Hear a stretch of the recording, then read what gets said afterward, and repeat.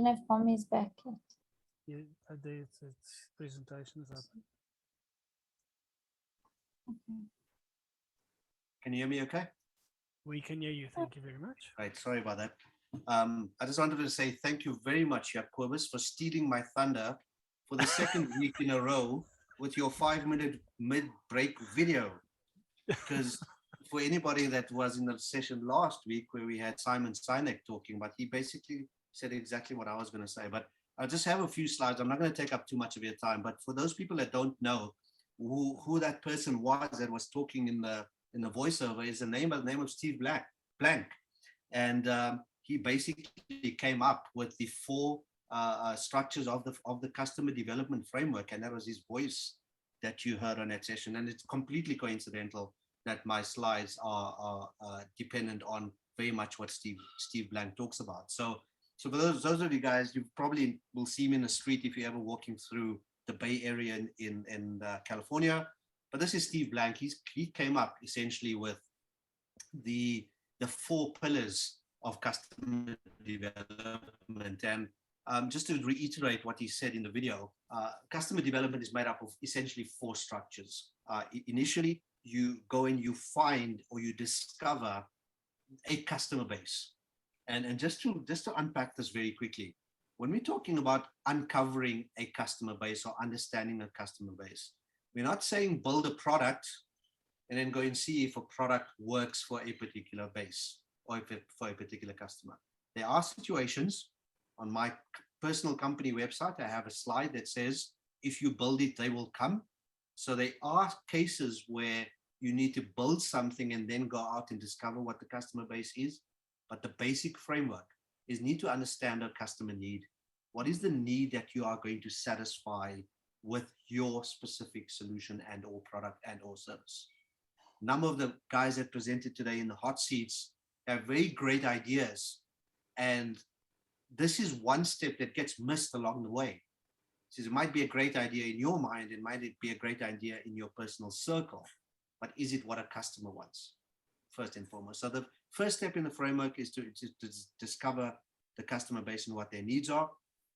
The second is, once you've built your solution, even if it's on paper, we're not saying actually go out and do your build or build your app or build your platform, but validate, is this going to meet a specific requirement?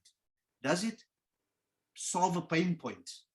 Does it solve a societal point? If you're doing something in that space, does it solve something in climate change or in the green and sustainable world? But the validation for me is the most important step of the framework. Is if you've designed something and formulated something and even built something, you need to go back to the target market and validate whether it's going to work for that customer base. A lot of times, by the way, as entrepreneurs, we get lose sight of the fact that your validation actually points you in a different direction. I'm talking to Dewald and Johan. It might be that the validation is telling you that, yes, this is working for this particular environment, but it may work better somewhere else. And that's a step that most people miss. Secondly is the creation. You need to determine whether your product will satisfy this customer needs. And that's where we're talking about the commoditization. The first question, once somebody buys into the idea, and I'm not talking about investors, I'm talking about customers. They've hit your landing page from a Google ad and it's gone onto your page. How do you entice that person to you want to use your solution? And the easiest question to ask from a customer's perspective is, what does it cost? Or how do I buy it? Or how do I access it? Is it a service that I need to pay for? So step 3 for me, you guys have heard me 2 weeks in a row talking about commoditization, costing, pricing. How do you get to that point where you can actually sell it and make some revenue off it? And then build a company.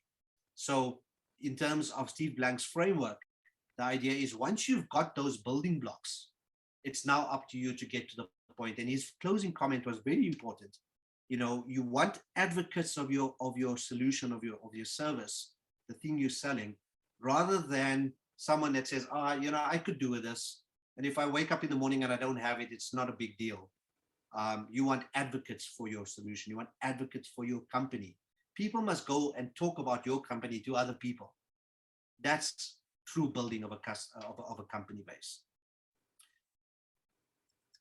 the slide out again. So in terms of custom development, the primary objective in terms of Steve Blank, and you can go on to steveblank.com, there's a lot of resources. Just by the way, a side note, Steve is known as one of the historians of building out the reasons why Silicon Valley exists. On his website, he's got a long video that you can sit and watch, where he goes into very much detail about why Silicon Valley became Silicon Valley. And it speaks very much to customer development, about people that came up with an idea at the time, very innovative and core ideas, which is now blown completely out of proportion. And if anybody has been into the Bay Area in San Francisco, California, you see it actually in real terms. And he speaks about that on his website. But his fundamental core around the benefits of customer development is that it provides you and or your team an approach to validate assumptions.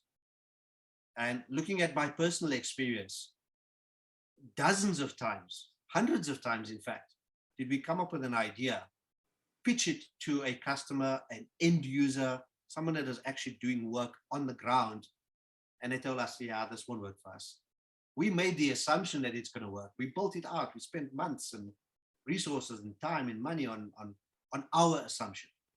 But when you're doing the custom development framework, you're doing it based on validating your assumption from a customer's perspective. And that's why customer development is so important.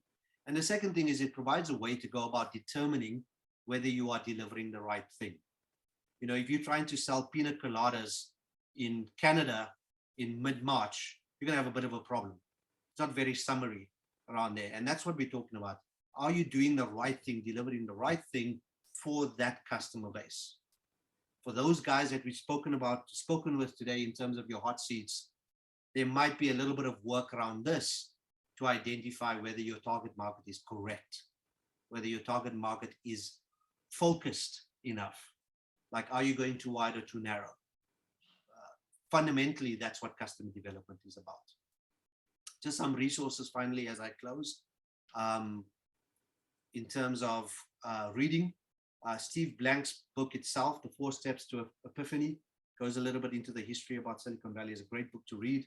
And then 2 other books that we picked up, the Entrepreneur's Guide to Customer Development.